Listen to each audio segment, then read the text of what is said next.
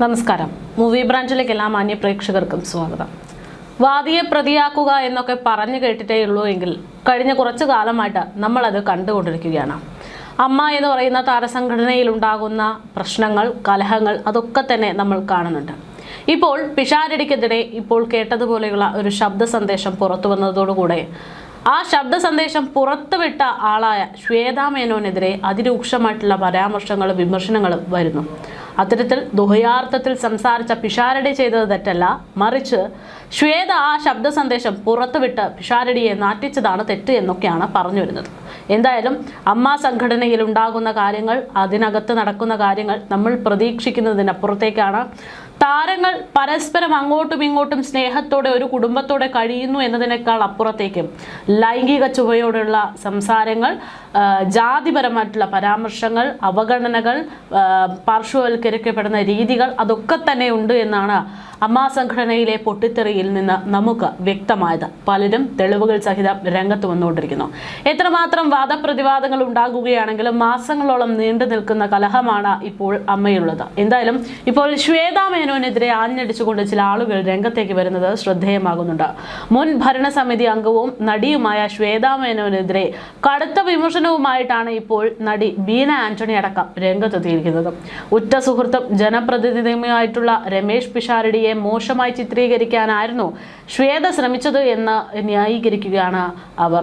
സ്വകാര്യ സംഭാഷണം പുറത്തുവിട്ടത് പൊറുക്കാനാകാത്ത വിശ്വാസവഞ്ചനയാണെന്നും സോഷ്യൽ മീഡിയയിൽ പങ്കുവെച്ച വീഡിയോയിലൂടെ ബീന ആന്റണി തുറന്നടിച്ചു.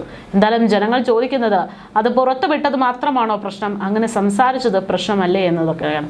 എന്തായാലും അതവിടെ നിൽക്കട്ടെ. ബീന ആന്റണി അതിരൂക്ഷമായിട്ടുള്ള വിമർശനങ്ങളാണ് ഇപ്പോൾ ശ്വേതാ മേനോനെതിരെ ഉന്നയിച്ചിരിക്കുന്നത്. സംഘടന കടുത്ത പ്രതിസന്ധി നേരിടുന്ന സമയത്ത് സഹായത്തിനെത്തിയ വ്യക്തിയായ രമേശ് പിഷാരടിയെ ഇത്തരത്തിൽ ചതിക്കരുതായിരുന്നു എന്നാണ് ബീന ആന്റണിയുടെ അഭിപ്രായം. ജനപിന്തുണയുള്ള ഒരു രാഷ്ട്രീയ നേതാവായി ഉയർന്നു വന്ന അദ്ദേഹത്തെ പോലെ ഒരാളെ ഇത്തരത്തിൽ അപമാനിച്ചത് ശ്വേതയുടെ ഭാഗത്തു നിന്നുണ്ടായ വലിയ വീഴ്ചയാണെന്ന് ബീന ചൂണ്ടിക്കാണിക്കുന്നു. പിഷാരടിയും ശ്വേതയും തമ്മിലുള്ള ആത്മബന്ധം സിനിമാ ലോകത്തിന് മുഴുവൻ അറിയുന്നതാണ്. തെരഞ്ഞെടുപ്പ് വിജയവേളയിൽ പരസ്പരം സന്തോഷം പങ്കിട്ട സുഹൃത്തുക്കൾ കൂടിയായിരുന്നു അവർ. എന്നാൽ ആ സൗഹൃദത്തെ പോലും മാനിക്കാതെ ഫോൺ സംഭാഷണം പുറത്തുവിട്ടത് അദ്ദേഹത്തിന്റെ രാഷ്ട്രീയ ഭാവിക്ക് തന്നെ മങ്ങലേൽപ്പിക്കുന്ന തരത്തിലുള്ള ക്രൂരതയാണെന്ന് ബീന ആന്റണി പറഞ്ഞു.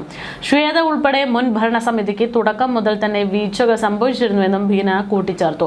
ഭരണസമിതിയിലെ ചേരിതിരിവുകളും ഈഗോ പ്രശ്നങ്ങളുമാണ് നിലവിലത്തെ പ്രതിസന്ധികൾക്കെല്ലാം കാരണം. ഇതിനെല്ലാം പുറമെ രാജിവെച്ചു എന്ന് പ്രഖ്യാപിച്ച ശേഷം ഇപ്പോൾ വീണ്ടും പുതിയ നിലപാട് അർത്ഥശൂന്യമാണ്.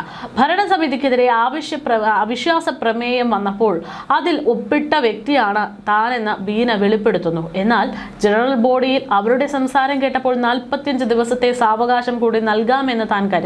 പക്ഷേ അതുകൊണ്ടൊന്നും യാതൊരു പ്രയോജനവുമില്ല. രൂക്ഷമായ വാക്കുതർക്കങ്ങൾക്കൊടുവിലാണ് 17-അംഗ സമിതി രാജിവെച്ച് പുറത്തുപോയത് കണ്ടത്. ജനറൽ ബോഡിക്ക് ശേഷം മാധ്യമങ്ങളെ കണ്ട ശ്വേതാ മേനോൻ താൻ പ്രസിഡന്റ് സ്ഥാനം രാജിവെച്ചതായി പരസ്യമായി പ്രഖ്യാപിച്ചു. അന്ന് രാജി തീരുമാനത്തിൽ നിന്ന് പിന്മാറാൻ പലരും അവരോട് അഭ്യർത്ഥിച്ചെങ്കിലും കൂട്ടാക്കിയില്ല. എന്നാൽ ദിവസങ്ങൾക്ക് ശേഷം താൻ രാജിവെച്ചിട്ടില്ല എന്നും ഭരണസമിതിയിൽ തുടരുമെന്നും പറയുന്ന ശ്വേതയുടെ നടപടി തികച്ചും അർത്ഥശൂന്യമാണെന്നാണ് ബീന ആന്റണിയുടെ പ്രതികരണം. സംഘടനയിലെ വിവരങ്ങൾ പുറത്തു പോകുന്നതായിരുന്നു ഭരണസമിതിയുടെ പരാജയമെന്ന് നമ്മൾ അന്ന് ചൂണ്ടിക്കാണിച്ചതാണ്. എന്നാൽ ഇപ്പോൾ ഈ കാര്യങ്ങൾ വെളിയിലേക്ക് കൊണ്ടുവരുന്നത് തന്നെ ഇവരാണ് എന്നുള്ളതാണ് ഏറ്റവും വലിയ പ്രശ്നമെന്നും ബീന ആന്റണി പറയുന്നു. എല്ലാത്തിനുമുപരി തകർച്ചയുടെ വക്കത്തിലുള്ള അമ്മയെ ഈ പ്രതിസന്ധിയിൽ നിന്ന് കരകയറ്റാൻ മുതിർന്ന താരങ്ങൾ അടിയന്തരമായി ഇടപെടണമെന്നാണ് ബീന ആന്റണി പ്രധാനമായിട്ടും ഇപ്പോൾ ആവശ്യപ്പെടുന്നത്. ഇനി അമ്മയുടെ പോക്ക് എങ്ങോട്ടാണെന്നതിൽ എല്ലാവർക്കും ആശങ്ക. ഈ പ്രതിസന്ധിയിൽ നിന്ന് സംഘടനയെ രക്ഷിക്കാൻ മമ്മൂക്കയും ലാലേട്ടനും സുരേഷ് ഏട്ടനും മുൻപന്തിയിലേക്ക് ഇറങ്ങണം. ഇത് ഞങ്ങളുടെ വിനീതമായ അഭ്യർത്ഥനയാണെന്ന് ബീന ആന്റണി പ്രതികരിച്ചു.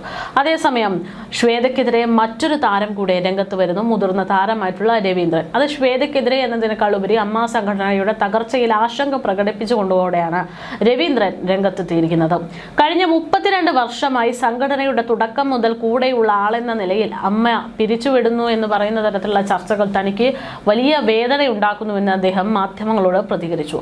സംഘടനയുടെ 500ഓളം വരുന്ന അംഗങ്ങളിൽ ഭൂരിഭാഗവും സിനിമയില്ലാതെ കാരുണ്യ പ്രവർത്തനങ്ങളെയും കൈനീട്ടത്തെയും ആശ്രയിച്ചു ജീവിക്കുന്നവരാണെന്നും തെറ്റുകൾ ചൂണ്ടിക്കാട്ടി വിമർശിക്കാമെങ്കിലും സംഘടനയെ ഇല്ലാതാക്കരുത് എന്നും അദ്ദേഹം കൂട്ടിച്ചേർത്തു. അഭിനേതാക്കൾ പൊതുവെ വൈകാരികമായി സംസാരിക്കുന്നവരാണെന്നും അതിനാലാണ് ചില വാക്കുതർക്കങ്ങൾ ഉണ്ടായതെന്നും വ്യക്തിപരമായി വ്യക്തമാക്കിയിട്ടുള്ള താരം സംഘടന തകരാൻ മമ്മൂട്ടിയും മോഹൻലാലും സുരേഷ് ഗോപിയും അടക്കമുള്ളവർ അനുവദിക്കില്ല എന്നും കൃത്യമായ സമയത്ത് അവർ ഇടപെട്ട് പ്രശ്നങ്ങൾ പരിഹരിക്കുമെന്നും ഉറപ്പ് നൽകി.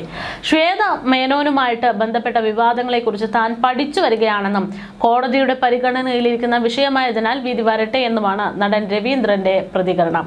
അദ്ദേഹം പറയുന്ന വാക്കുകൾ ഇങ്ങനെ: ഞാൻ ഇന്ന് നിങ്ങളെ കാണണമെന്ന് വിചാരിച്ചതിന്റെ പ്രധാനപ്പെട്ട കാരണം ഇന്നലെ നടന്നിട്ടുള്ള സംഭവ വികാസങ്ങളെല്ലാം മാധ്യമങ്ങളിൽ കാണുമ്പോഴുള്ള വിഷമം കൊണ്ടാണ്.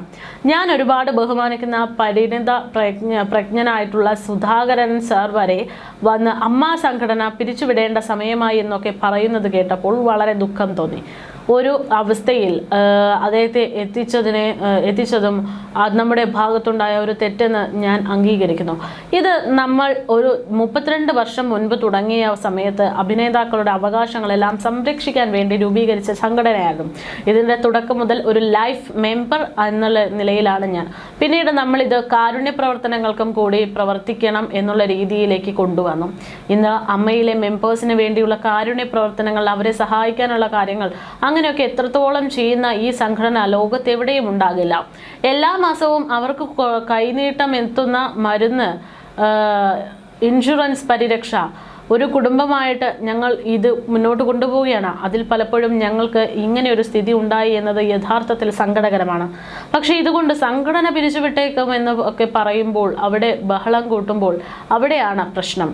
പ്രതീക്ഷിച്ചു നിൽക്കുന്ന ഒരുപാട് മെമ്പേഴ്സ്, അതായത് ഈ കാരുണ്യം പ്രതീക്ഷിച്ചു നിൽക്കുന്ന ഒരുപാട് മെമ്പേഴ്സ് ഇതിനകത്തുണ്ട്. ഈ 500ഓളം മെമ്പേഴ്സിൽ എല്ലാവർക്കും സിനിമയിൽ ജോലിയൊന്നുമുള്ള ആളുകളല്ല. ഇതിലാകെ ഒരു 50ഓ 70ഓ പേർ മാത്രമേ ഇപ്പോഴും തൊഴിൽ ചെയ്യുന്നവരുള്ളൂ. 3 or 4 വർഷമായിട്ട് സിനിമ ചെയ്യാൻ പറ്റാതെ നിൽക്കുന്ന ഒരുപാട് മെമ്പേഴ്സ് ഇത്തരത്തിലുണ്ട്. നിങ്ങൾ എന്ന് പറയുന്നത് പോലെ അഭിനേതാക്കളാണ്.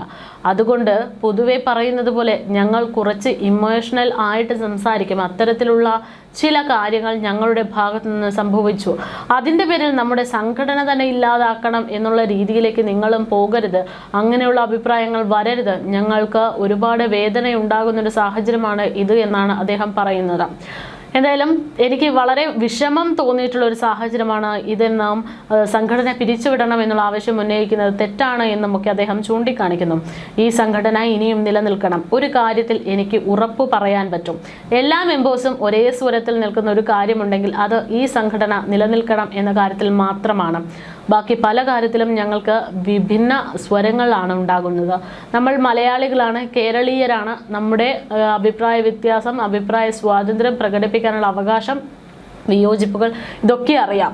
ചിലപ്പോൾ അത് ഇമോഷണലായി വരും. കാരണം ഞങ്ങൾ അഭിനേതാക്കളാണല്ലോ എന്നാണ് അദ്ദേഹം പറയുന്നത്.